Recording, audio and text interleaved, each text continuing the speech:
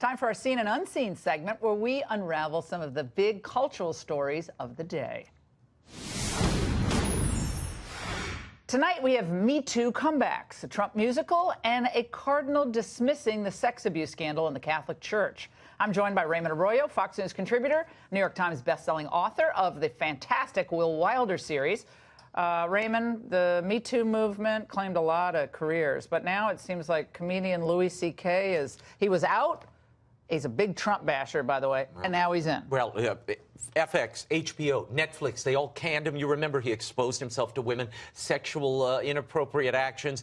He left. He apologized, though, Laura. Yeah. Now he's staging a comeback. And in New York the other day, he did a 15-minute set at a little comedy club. It's on the East Side. And people are complaining, particularly his victims, saying, it's too early. You shouldn't have come back now. This is a little taste of his comedy. I'm the guy that women see and they go, what?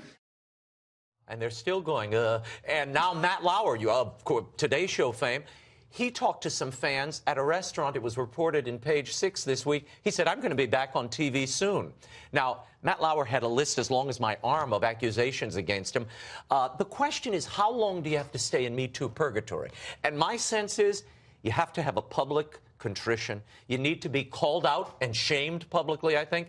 But then it's up to the audience. I mean, these guys can put their toes in the water and see if the audience will accept them. My guess is they won't. This scandal is bigger. But the Lauer was like, a lot of the blue hairs were going up to him at the restaurant. Old a lot of the blue hairs. Matt, I love you and Willard Scott. We were great with Willard, right? They're like the glory days. Like, we like the Smuckers segment. Where's Bryant? Yeah, where's Bryant? Looking for Brian Gumbel and Katie. Oh, no. Now, I got to tell you about a new off-Broadway musical that was unveiled the other day by a former, if very brief, White House official. He introduced the cast of a new Trump musical at a New York press conference. I wish I were making this up. Here's Anthony Scaramucci. Just is great fun. You know, I mean, my stock answer is I always wanted a second White House press conference, and I couldn't get one, okay, because I only lasted 11 days. So he introduced this cast who are playing members of the Trump family. Now, I'll set this up very quickly. This is kind of like an Osmond special. The Trump family is gathering, but Daddy Trump doesn't show up. So Ivanka has to assume the role as hostess. And what does a family do when Dad is detained? They sing. They sing.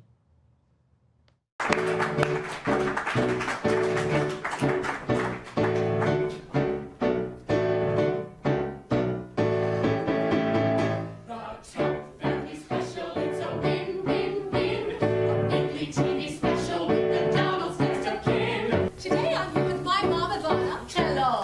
Her replacement, Mama Maples. Hi. My brother, Eric. Hey, and Andrew. Oh, my God. This is the so question, lousy. Did Scaramucci, who's been very nasty, by the way, to me, really? very nasty, even though he sat where you sat a couple times, not anytime soon. But does he have some creative? Is he better at producing or being involved in this than he was as 5 seconds as press secretary? I think they just hired him in to promote this thing. But why? It's so embarrassing. It's like, you know, a guy in a First of all, since when is Ivana fat? I mean, God bless her. Ivana is not a fat woman. I will only go see this when the Mooch and Omarosa are fill-ins. You know, when they come into the cast, I'll be there. Now, this weekend, a former Vatican diplomat charged that the Pope and several bishops worked to conceal and protect sexual abusers in the Catholic Church. Chicago Archbishop Cardinal Blase Supich told a local NBC affiliate that the Pope is just too busy for all this.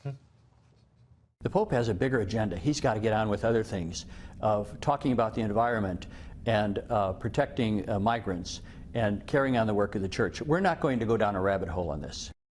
So wait a minute. Charges that there are corruption and a culture of silence at the very upper echelons of the church, that's a rabbit hole that affects victims today and victims to come? Let me just tell you, that Supich comment was disgusting, dismissive, and revealing of how far left the Catholic Church has gone. I can top it. He said, here's the real reason that we're seeing this resistance to Pope Francis and these accusations. Watch.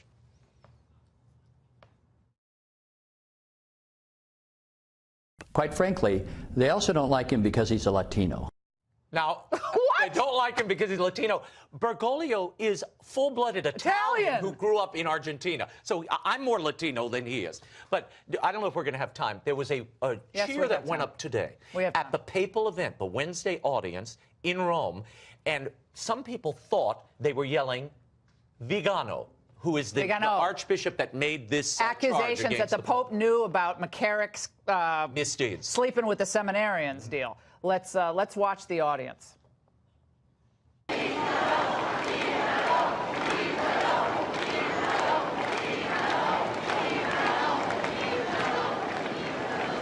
Yeah.